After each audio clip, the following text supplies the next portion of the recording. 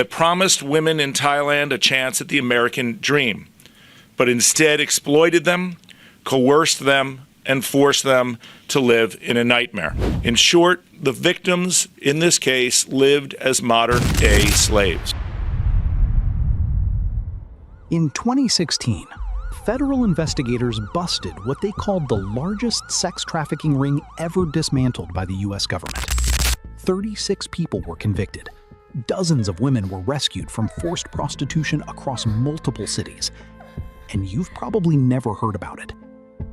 This is the story of how women from Bangkok were recruited, promised jobs and dreams, transported to America, and sold into sexual slavery across 5 different cities. It's a story about a sophisticated criminal operation that nobody talks about. So let's talk about it. Bangkok is a beautiful city, but like any major city, it has poverty, it has unemployment, young women looking for opportunities that don't exist. In the early 2010s, a specific recruitment operation started happening. Men would appear in poor Bangkok neighborhoods with a simple pitch. We have jobs for you in America. Good money, good life. We'll help you get there. It sounds too good to be true, because it was. But when you're poor and desperate, you don't think about that. You think about the possibility. You think about your family. You think about finally having a way out. What the recruiters were actually doing was building a supply chain. They'd identify young women, usually in their 20s and 30s, promise them legitimate jobs, and get them to agree to come to America. The operation was sophisticated. They had forged documents. They had travel arrangements. They had people waiting in America to welcome the women. It looked real. It felt real. But it was a trap. When these women landed in America, they thought their new lives were beginning. They'd been on a long flight. They were tired. They were excited. They probably thought about calling their families. Instead, they were met by handlers, people waiting at airports, people who told them, "We'll take care of you now. Let's go to your workplace." Except the workplace wasn't a restaurant or office. It was a brothel, a massage parlor, an illegal sex business.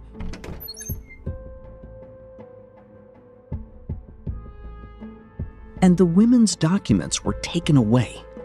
That's when they realized what had happened.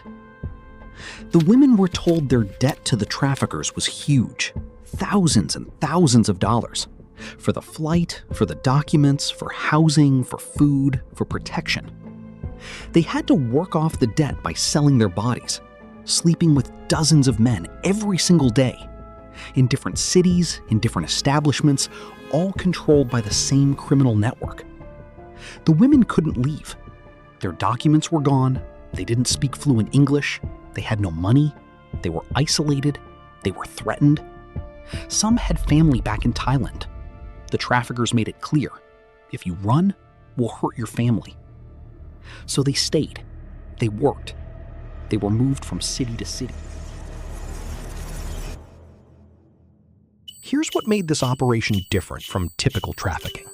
It wasn't just one guy in one city. It was a network, a coordinated system operating across the entire country. There were recruiters in Thailand. There were smugglers who moved women across borders. There were handlers in America who ran the day-to-day operations. There were people who collected money. There were people who moved victims between cities depending on where brothels needed workers.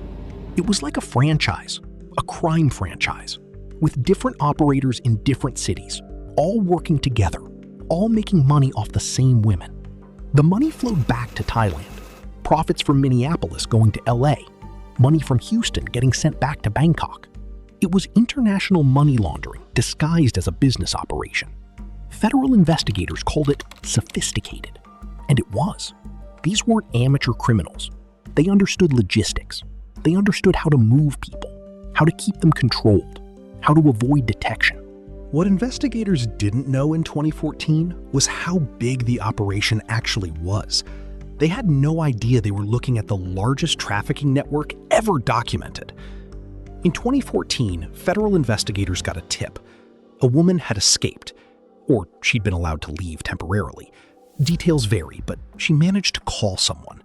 And that call changed everything. The call went to the National Human Trafficking Hotline, a woman from Thailand speaking about her situation, speaking about the other women she knew, speaking about the network she'd been trapped in. Immediately, this single tip triggered a massive investigation. The FBI got involved. ICE got involved. Multiple federal agencies started working together. They realized they were looking at something much bigger than they initially thought. What started as one tip opened up a completely hidden network. Investigators started tracking money, tracking phone records, tracking the movement of women. They identified other victims. They found the handlers. They mapped out the entire operation. For months, law enforcement was watching, documenting, building their case. By 2016, investigators had enough. They knew who was running the operation. They knew where people were operating. They knew the networks. They had evidence. On a single day, coordinated federal raids happened across multiple cities. Simultaneous arrests in Minneapolis, Los Angeles, Houston, Chicago, Washington, D.C. 36 people taken into custody. Dozens of women were rescued. Women who'd been trapped for years. Women who hadn't seen their families. Women who thought they'd never escape. For the first time in a long time, they were safe. The women were placed in shelters. They received counseling. Investigators began interviewing them, getting their stories, getting evidence for trial. And one by one, the perpetrators pleaded guilty or were convicted. For the victims, the road after rescue was complicated. They'd been traumatized, controlled, abused. Now they had to figure out how to live again. Some went home to Thailand. Some stayed in America and rebuilt their lives. Some are still healing.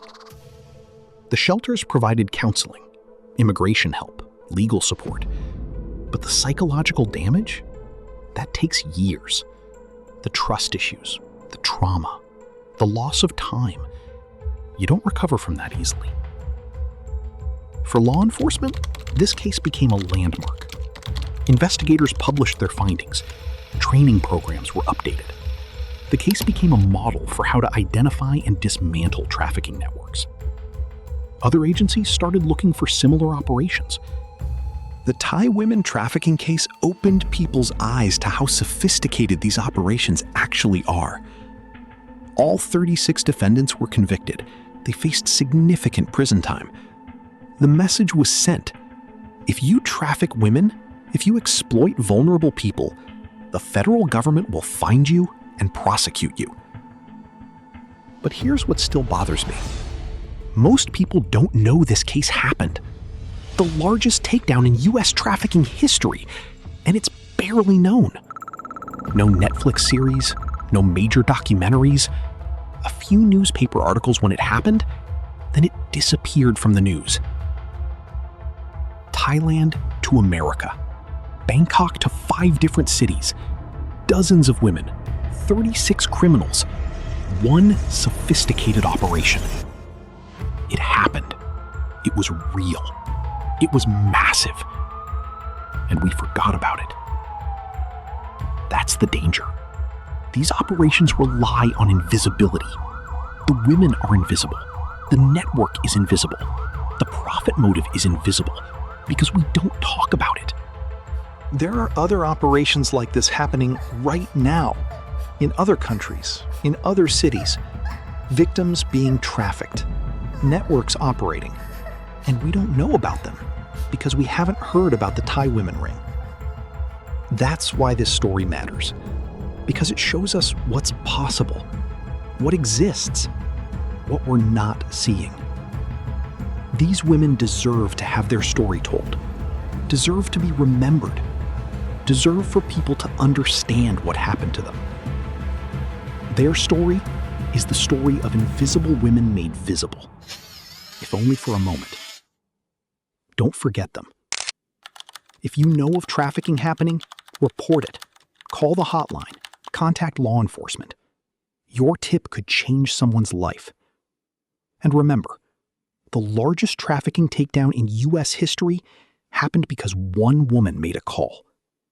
One person. That's all it takes.